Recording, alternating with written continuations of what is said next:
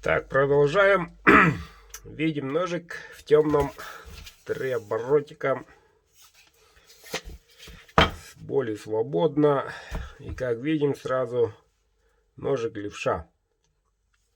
Лева левша. Ставочка чубуко, РВЛ. Ну, должен заметить, дух ножа отличный.